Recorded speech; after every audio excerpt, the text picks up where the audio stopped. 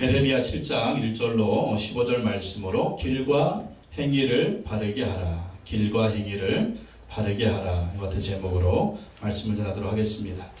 올해가 종교개혁 500주년입니다. 그래서 전 세계 개신교 교회들이 축제같이 행사들을 치르고 있습니다. 중세시대 때 천주교의 타락한 모습을 과감하게 탈피하고 오직 성경, 오직 은혜, 오직 믿음이라는 구호를 걸고 마틴 루터가 종교개혁을 일으켰습니다. 나중에 존 칼빈이라고 하는 사람이 여기에다가 두 가지를 더 붙였는데 오직 예수, 오직 하나님께 영광. 오직 성경, 오직 은혜, 오직 믿음, 오직 예수, 오직 하나님께 영광이라는 구호를 걸고 개신교가 탄생을 했습니다. 종교의 개혁을 일으킨 것이죠. 종교의 개혁을 일으키고 500년이 지났는데 오늘 개신교 교회의 모습은 어떠한가? 다시 한번 우리가 유심히 살펴보면 너무나 성경과 거리가 먼 모습이 또 많이 있는 것을 볼 수가 있습니다. 그래서 사람들이 말하기를 제2의 종교 개혁이 있어야 된다.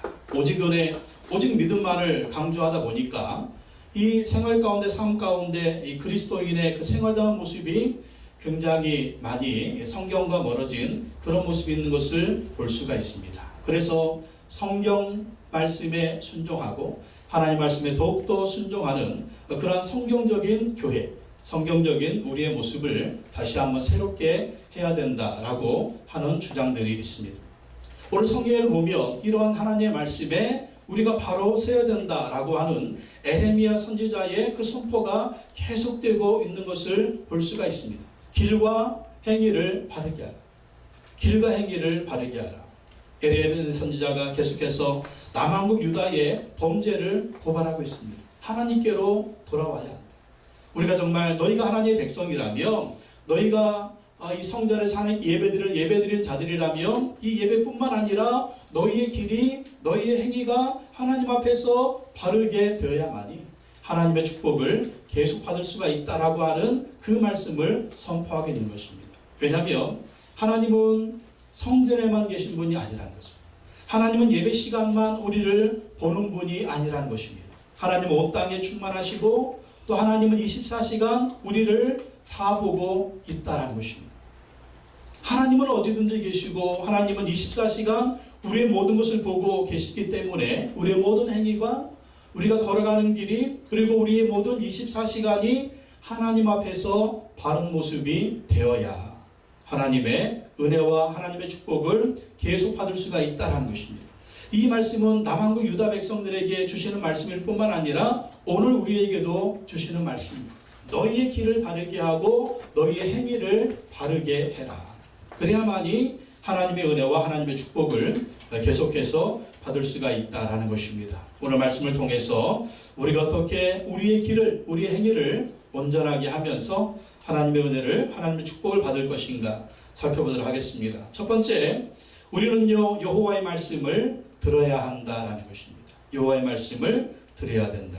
에레미야 7장 1절과 2절 말씀 다 같이 한번 읽어보겠습니다. 1절 2절 시작. 여호와께로부터 에레미야에게 말씀이 임하니라. 이르시되 너는 여호와의 집 문에 서서 이 말을 선포하여 이르기를 여호와께 예배하러 이 문으로 들어가는 유다 사람들아 여호와의 말씀을 들으라. 하나님께서 에레미야에게 말씀을 전하라고 합니다. 어디에서 말씀을 전하냐면 여호와의 집 문에 서서. 여호와의 집이 뭡니까? 성전이죠. 성전.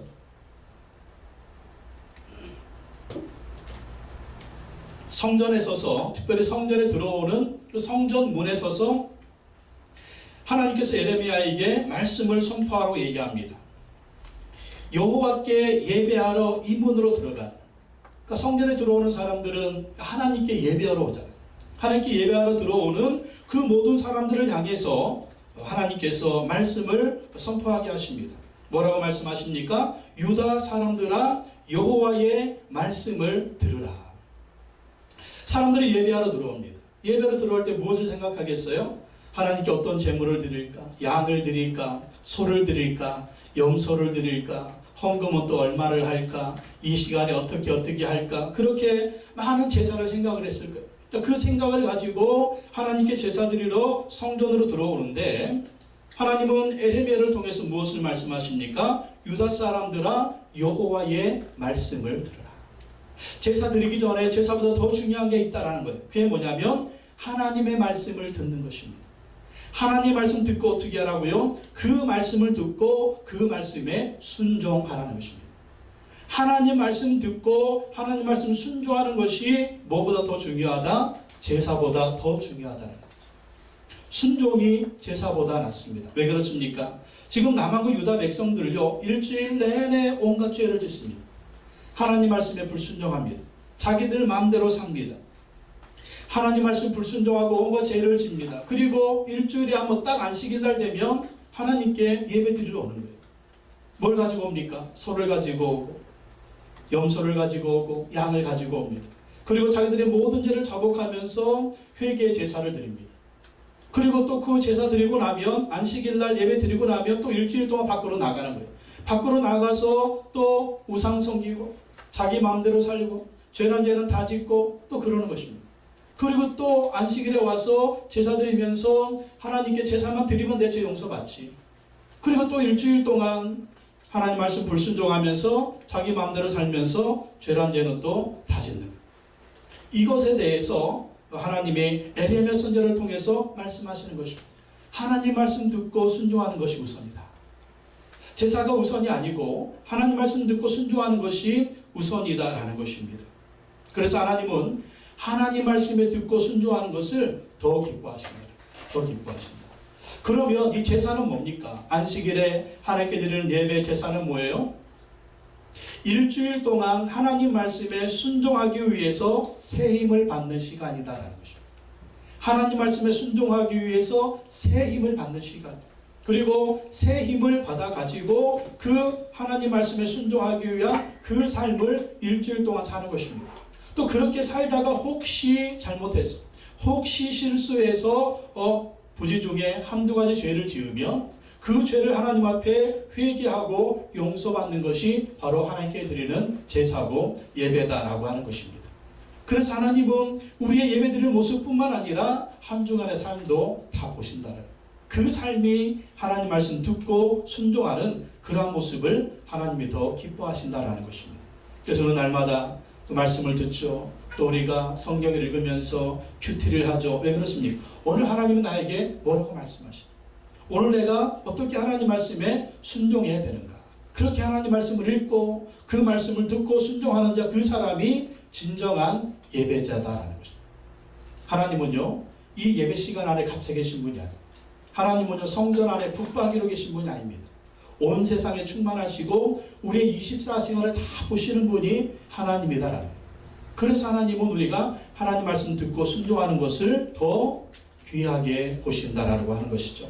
예수님께서도 말씀을 듣고 순종하라고 명령하셨습니다. 마태복음 7장 24절로 20절 말씀에 보면 그러므로 누구든지 나의 말을 듣고 행하는 자는 나의 말을 듣고 행하는 자는 그 집을 반석 위에 지은 지혜로운 사람 같으니 비가 내리고 창수가 나고 바람이 불어 그 집에 부딪히되 무너지지 아니하나니 이런 추출을 반석 위에 놓은 까닭이요 나의 이 말을 듣고 행하지 아니하는 자는 그 집을 모래 위에 지은 어리석은 사람 같으리니 비가 내리고 창수가 나고 바람이 불어 그 집에 부딪힘에 무너져 그 무너짐이 심하니라.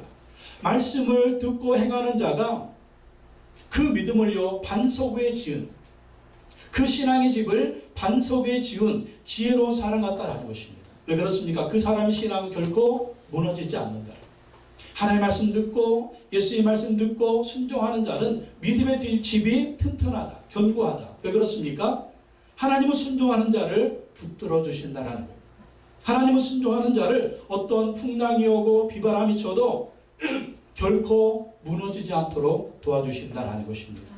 하나님 말씀에 순종하는 자 하나님이 함께 하시고 하나님 붙들어 주시고 인도해 주신다는 것입니다. 그래서 우리는 예배 드리는 것도 중요하지만 더 중요한 건 하나님 말씀을 잘 듣는 것입니다. 그리고 그 말씀을 삶 가운데 실천하고 순종하는 것을 하나님은 원하신다라는 것입니다. 또 두 번째, 우리는 길과 행위를 바르게 해야 된다. 길과 행위를 바르게 해야 된다. 3절에서 7절 말씀 한번 읽어보겠습니다. 3절에 7절. 3절 시작. 만군의 여호와 이스라엘 하나님께서 이와 같이 말씀하시되 너희 길과 행위를 바르게 하라. 그리하면 내가 너희로 이곳에 살게 하리라. 너희는 이것이 여호와의 성전이라 여호와의 성전이라 여호와의 성전이라 하는 거짓말을 믿지 말라. 너희가 만일 길과 행위를 참으로 바르게 하여 이웃들 사이에 정의를 행하며 이방인과 고아와 과부를 압제하지 아니하며 무죄한 자의 피를 이곳에서 흘리지 아니하며 다른 신들 뒤를 따라 화를 자초하지 아니하며 내가 너희를 이곳에 살게 하리니 곧 너희 조상에게 영원 무궁토록 준 땅이니라. 아멘. 길과 행위를 바르게 하라. 3절 말씀에도 보면 너희 길과 행위를 바르게 하라. 또 5절 말씀에 보면 너희가 만일 길과 행위를 참으로 바르게 하여. 길과 행위를 바르게 하라고 얘기합니다. 이 길은 무엇입니까? 길은요, 인생의 방향이요. 인생의 방향. 마이 웨이. 그러니까 사람들마다 걸어가는 길이 있잖아요. 사람들마다 걸어가는 인생의 방향이 있지 않습니까? 이 길을 바르게 해라. 어떤 길이 되어야 되겠습니까? 죄의 길이 아니라 하나님을 경외하는 길. 하나님께 순종하는 길. 하나님 말씀에 따라서 사는 그 길. 그 인생의 방향이 바로 그런 길이 되어야 된다는 것입니다. 행위는 무엇입니까? 행위는 그 길을 향해 나아가는 하루하루의 삶이에요. 하루하루의 삶. 그러니까 우리가 어떤 꿈을 가지고 비전을 가지고 목적을 가지고 살아갑니다. 그것이 하나님을 기쁘시게 하는 것이 되어야 되고요. 또 그 꿈을 이루고 비전을 이루고 그 목적을 이루는 그 하루하루의 삶도 하나님이 다 보고 계신다라고 하는 것입니다. 그래서 우리의 꿈과 비전도 중요하지만 그 꿈과 비전을 이루는 그 하루하루의 방법들, 그 행위들도 하나님은 다 보고 계신다라는 거예요. 그래서 우리의 그 꿈과 비전, 목적이 바라야 되고요. 그것을 이루어 나가는 그 하루하루의 행위들도 바른 모습이 되어야 된다라는 것입니다. 우리가 사업을 하시는 분들이니까 사업을 열심히 해서 돈을 많이 벌기를 원할 것입니다. 돈을 많이 벌어가지고 우리가 먹고 사는 것도 잘 해결받고 또 돈을 많이 벌어서 또 하나님의 영광을 위해서 이 물질을 쓰기를 원하는 그러한 목적들도 있을 것입니다.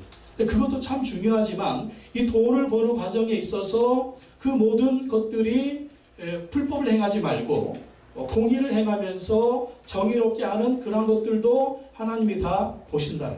그러니까 목적도 하나님이 보시고 우리의 모든 과정도 하나님이 보신다. 그래서 길과 행위를 바르게 하라. 우리가 흔히 그런 말을 합니다. 아니, 어떻게 했든지 뭐 서울만 가면 되지 뭐. 또 우리 흔히 그런 말을 하죠. 개같이 벌어가지고 정승같이 쓰면 되지 뭐. 우리 그런 말을 하는데 하나님 그게 아니라는 거예요. 하나님 우리의 목적도 보시지만 그 목적을 이루어가는 하나하나의 과정도 하나님은 다 보고 계신다라는 것입니다. 그래서 우리가 보면 큰 교회를 이루고 대형 교회를 이루고 교회 건물을 짓고 사람들이 이것을 좋아합니다. 근데 하나님은 이것만 보는 게 아니에요. 그 과정도 하나님 다 보신다. 과정도. 예루살렘의 성전 보십시오. 얼마나 크고 화려했습니까? 우리가 솔로몬이 그 성전을 지을 때 보면 금이 얼마만큼 들어갔어요? 수백억 원어치 들어갔어요. 수백억 원어치. 그렇게 수백억 원어치 들어가고 귀한 성전을 지었는데 하나님 남한국 유다를 버리시는 거 보십시오. 성전을 파괴하는 거 보십시오. 이스라엘 백성들 하나님 백성이라고 하지만 하나님이 버리시는 거 보십시오. 하나님 무엇을 보십니까? 하나님의 백성 그렇게 말하는 것이 중요한 게 아니고 하나님의 백성답게 살아가는 하루하루의 모습을 하나님은 귀하게 보신다. 그래서 하나님 말씀하십니다. 길과 행위를 바르게 해라. 심지어는 4절 말씀에 보면 너희는 이것이 여호와의 성전이라 여호와의 성전이라 여호와의 성전이라 하는 거짓말을 믿지만 이게 왜 거짓말입니까? 분명히 예루살렘에는 하나님의 성전이 있잖아요.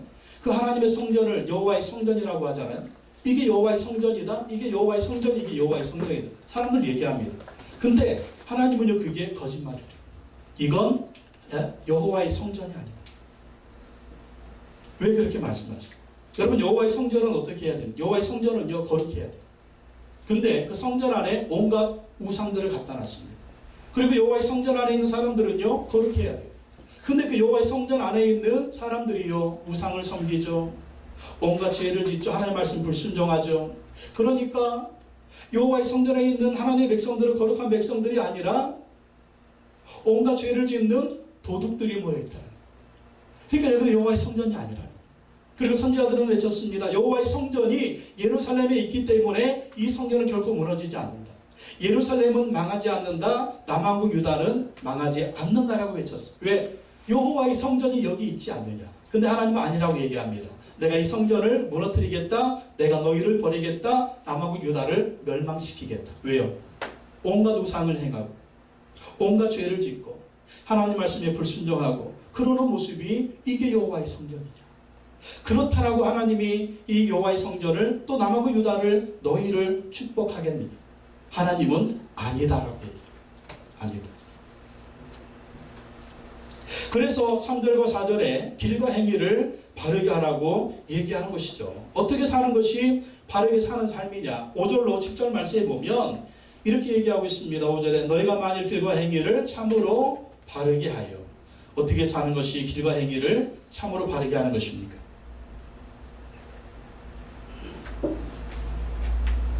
5절 하반절에 보면 정의를 행하며.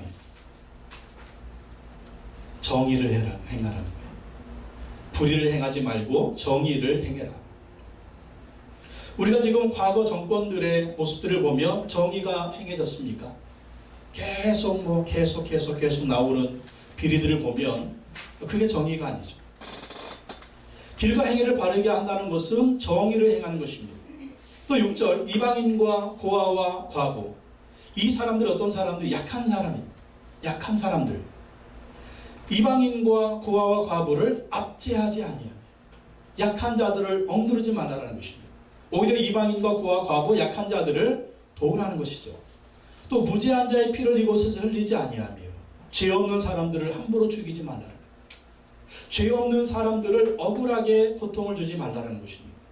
그게 길과 행위를 바르게 하는 것입니다. 또 다른 신들 뒤를 따라 화를 자초하지 아니하며 다른 신들이 뭐예요? 우상을 섬기지 말고 오직 여호와 하나님만 섬기라는 것입니다. 다른 신들의 뒤를 따라간다. 우상을 따라가지 말고 하나님을 따라가라는 것입니다. 그렇게 하면 어떻게 한다고요? 7절에 내가 너희를 이곳에 살게 하려니 곧 너희 조상에게 영원 무궁토록 준 땅이니라. 하나님이 주신 예루살렘, 하나님이 주신 이스라엘 땅 가운데 하나님이 그 조상들에게 주셨는데 이 땅에서 영원 무궁토록 살게 하신다라는 것입니다. 어떻게 하면? 길과 행위를 바르게 하며 하나님 앞에서 진실하게 하나님 말씀에 순종하며 살면 하나님께서 계속해서 복을 내려주신다라고 하는 거예요. 우리가 하나님의 복을 받는 길이 있습니다. 그건 하나님의 길을 가는 것입니다. 우리가 하나님의 복을 받는 방법이 있습니다. 하나님이 원하시는 행위를 하는 거예요. 정의를 행해야 됩니다. 약한 자 압제하지 말아야 됩니다.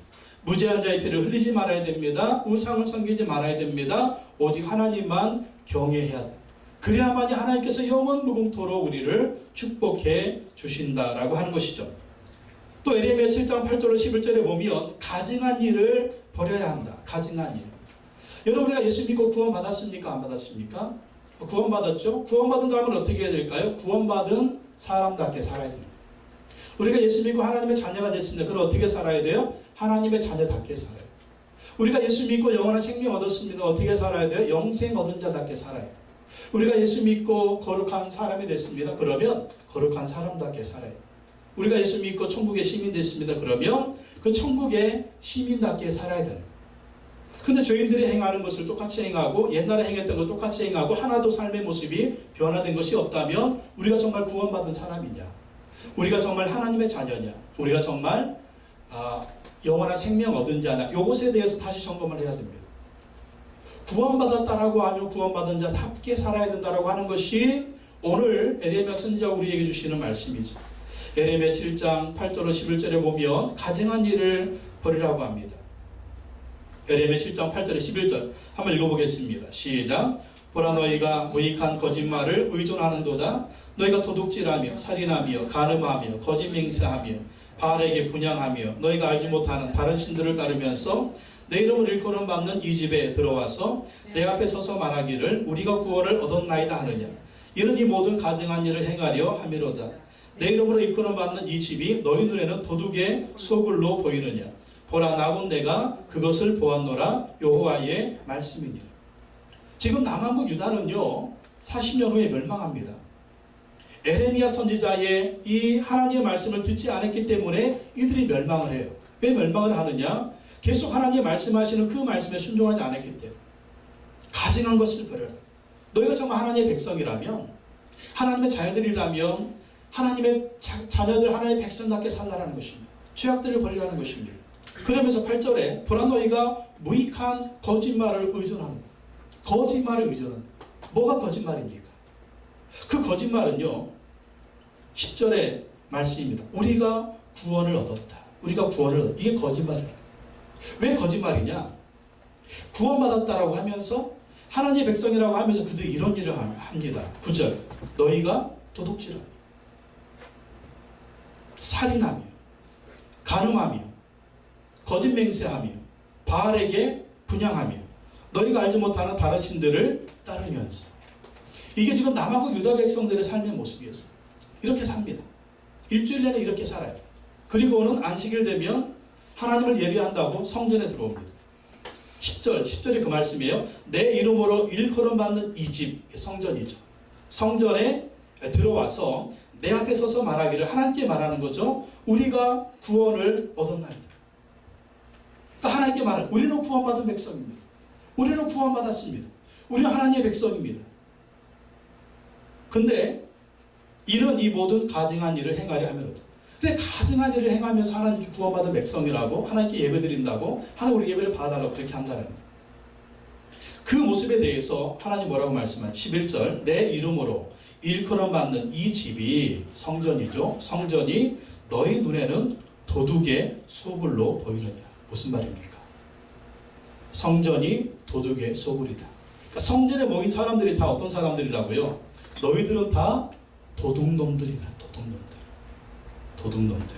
그리고 성전은 도둑의 소굴이라는 것입니다. 왜?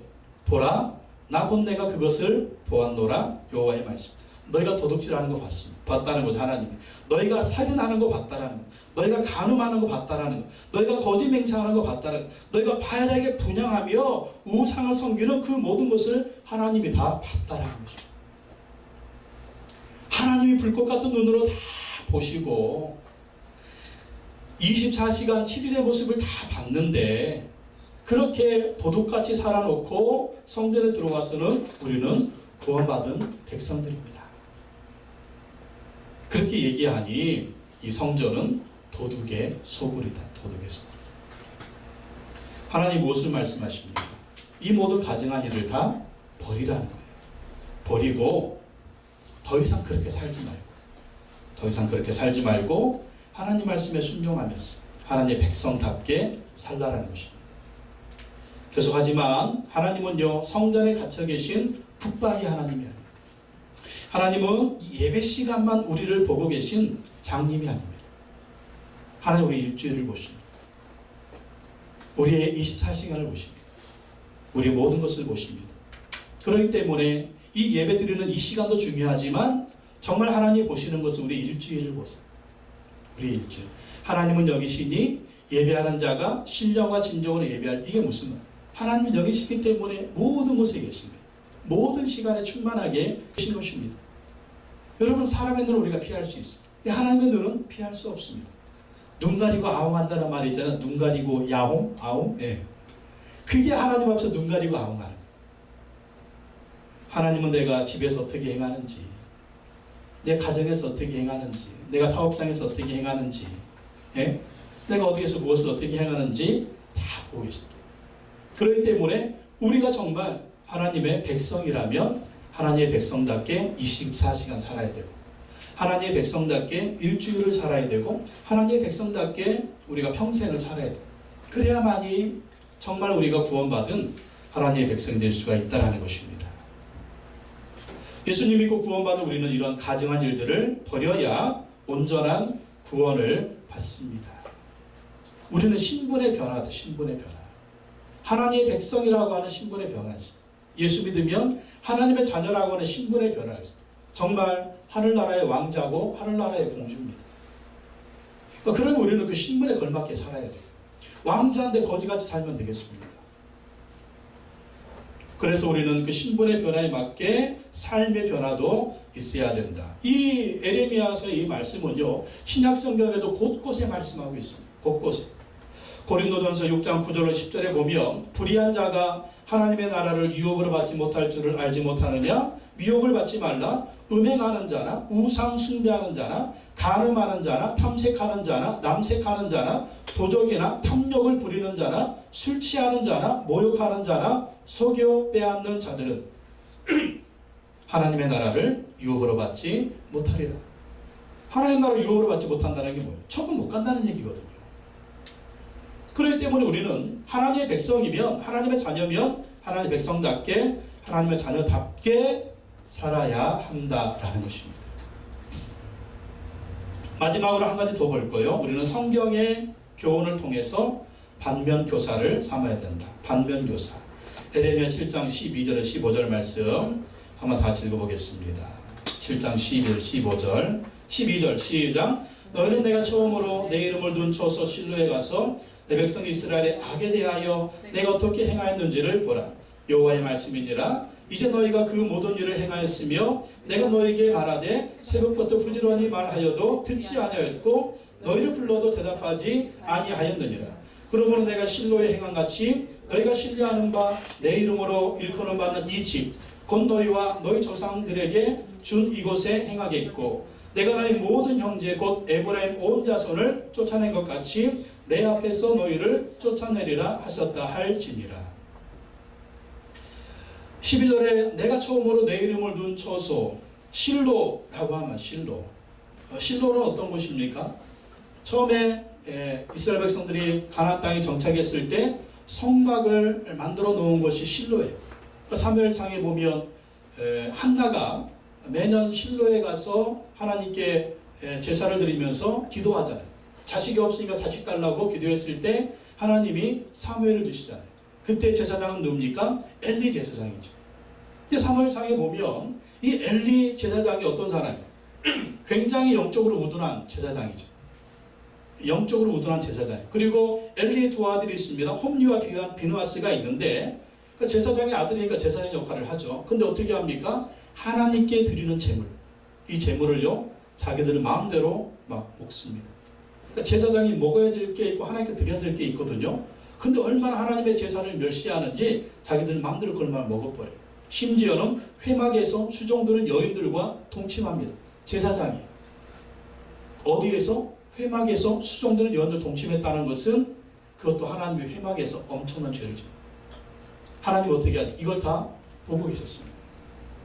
그리고 하나님 어떻게 하십니까? 블레셋과 싸움이 있을 때 이스라엘이 전쟁에서 패배하게 만듭니다. 근데 그 전쟁의 한가운데 뭐가 있어요? 하나님의 언약궤가 있습니다. 하나님의 언약궤를 메고 갔어요. 하나님의 언약궤를 메고 가면 하나님 반드시 승리를 주십니다. 왜? 하나님의 언약궤는 하나님 임재의 상징이거든요. 근데 홈리와 비누아스가 그 언약궤를 메고 거기로 갔음에도 불구하고 블레셋과의 전장에서 이스라엘은 패배합니다. 그리고 그 언약궤는 뺏깁니다. 그리고 홈리와 비누아스는 거기서 죽임을 당합니다. 그 말을 듣고 엘리도 죽임을 당합니다. 그래서 하나님 앞에 성막이 있고 회막이 있었던 그 실로는 하나님께 버림받습니다. 이게 무슨 말입니까? 아무리 성막이 있고 회막이 있고 하나님의 언약궤가 있어도 하나님의 백성들이 타락하면 하나님이 버리신다. 이걸 반면교사 삼으라는 것입니다. 왜 이 말씀하시냐면 그때 그것을 너희가 기억하라는 거예요. 남아국 유다, 지금은 이제 회막에 실로에 회막이 있는 것이나 예루살렘에 성전을 세워놨잖아요. 그 성전에서 언약궤를 모셔놓고 하나님께 예배드리지 않습니까? 그 실로의 회막이 하나님께 버림받은 것처럼 지금 남아국 유다 예루살렘에 있는 이 성전에 언약궤가 있지만 이것이 하나님의 성전이지만 너희들이 똑같이 그렇게 행한다면 너희들도 멸망할 것이라. 그래서 하는 말이 15절에 내가 너희 모든 형제 곧 에브라임 온 자손을 쫓아낸 것 같이. 이건 무슨 말입니까? 북왕국 이스라엘. 지금 이 시대는 북왕국 이스라엘이 망했습니다. 아수르 제국에 의해서. 왜? 하나님의 말씀에 불순종하고 악을 행하고 죄를 행했기 때문에 아수르 제국에 의해서 북왕국 이스라엘 멸망시켰어요. 또 이것을 보고 반면교사 삼으라나.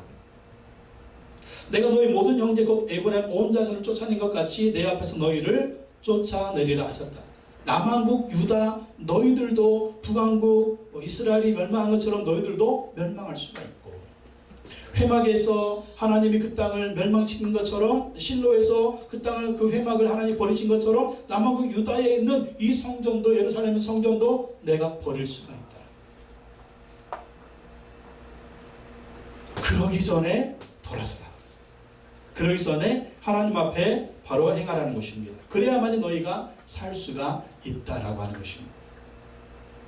이것은 또 우리에게 반면교사입니다. 실로의 모습을 보면서, 북왕국 이스라엘의 모습을 보면서, 남왕국 유다의 모습을 보면서, 예루살렘 성전의 모습을 보면서 우리가 반면 교사를 삼아요.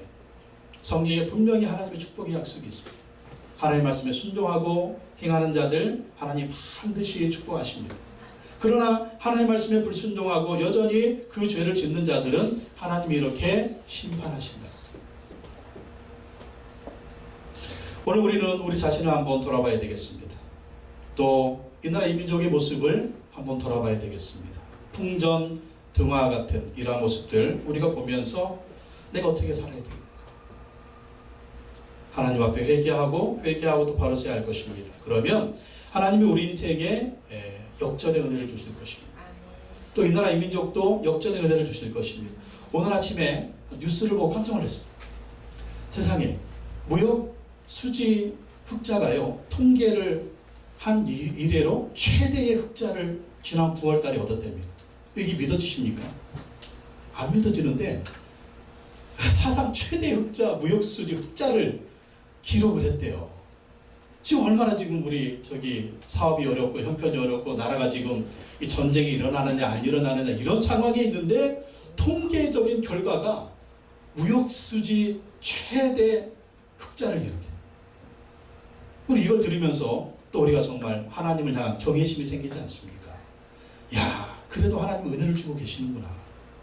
하나님이 정말 이 나라 이민족을 붙들어주고 계시는구나. 우리 이것을 보면서 또 감사하지 않을 수가 없어요. 하나님께 감사하면서 또 우리가 동시에 하나님께 회개하면서 또 보십시오. 정말 최대의 위기인데 최대의 흑자가 나고 있는 거. 이게 또 하나님 우리에게 주시는 또 약속의 말씀입니다. 너희가 계속 회개하고 하나님의 바로 서면 봐라. 지금 사상 최대 흑자 나지 않느냐.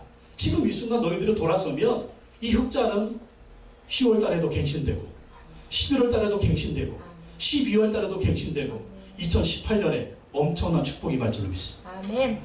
지금 우리가 어떻게 해야 돼요? 더 하나님께 회개하고 더 하나님께 바로 서고 더 하나님을 경외하면 반드시 이 축복을 주실 것입니다. 아멘. 나라가 잘 되면 뭐가 잘 돼요? 우리 사업이 잘 되는 거예요. 우리 사업이 잘 되면 우리 가정이 잘 되는 거예요.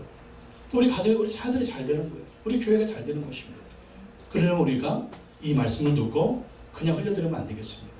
다시 바로 서고 다시 점검하고 죄의 모습 버리고 하나님께 순종하고 하나님을 기쁘시게 하고 정말 하나님이 정말 기뻐하시는 우리가 최선을 다하면 그런 것 같아요. 하나님은 이 목에다가 딱 이거 준비하고 계신 것 같아요. 이 목에 딱 준비하고 계시면서 순종하는 자가 그 문을 확 열어요. 믿음으로 순종만 하면 그 문이 확 열립니다. 아멘. 믿음으로 순종만 하면 오늘 말씀, 이 말씀은 저 김 목사가 드려야 되는데 저는 하자고 나한테만 얘기하려 그렇게 생각하지 말고 주님 이 말씀 내가 드려야 돼. 아멘. 내가 그렇게 하겠습니다. 그게요, 하나님이 얘기한 축복문을 확 여는 거예요. 아멘.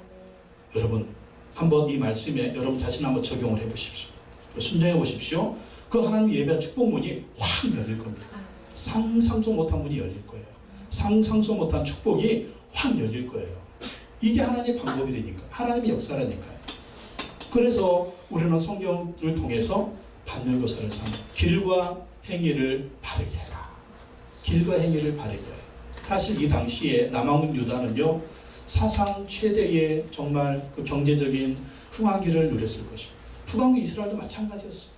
사상 최대의 경제적인 흥황기를 누리는 그 시대에 또 가장 악한 일을 행했다. 근데 그때 그게 하나님이 기회를 주시는 거예요. 기회를. 그 하나님 그 기회를 주실 때 아멘하고 순종하고 나아가면 계속해서 하나님의 은혜와 축복은 이어진다라고 하는 것입니다. 하나님 예비하신 축복을 우리가 받아야 되겠습니다. 그러려면 길과 행위를 바르게 해야 됩니다. 바르게 하면 하나님 반드시 축복해 주실 줄로 믿습니다. 기도하겠습니다. 하나님 아버지 감사합니다. 우리의 길과 행위를 바르게 하게 하여 주시옵소서. 하나님 아버지 바르게 하여 정말 주님이 원하시는, 주님이 기뻐하시는 그러한 삶을 살 수 있도록 인도하여 주시옵소서. 우리가 바른 길을 할 때, 우리가 바른 행위를 하며 살 때 하나님 반드시 우리를 축복해 주실 줄로 믿습니다. 나라가 이렇게 풍전등화 같은 이러한 모습인데 사상 최대의 흑자를 허락하게 하심을 참으로 감사합니다. 우리가 하나님께 바로 서고 이 나라의 민족이 하나님께 바로 서면 하나님 반드시 은혜를 주시고 더 큰 축복을 부어주실 줄로 믿습니다.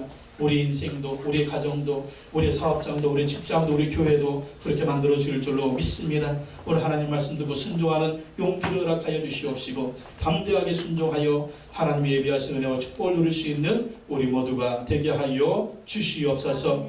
예수님의 이름으로 기도하옵나이다. 아멘.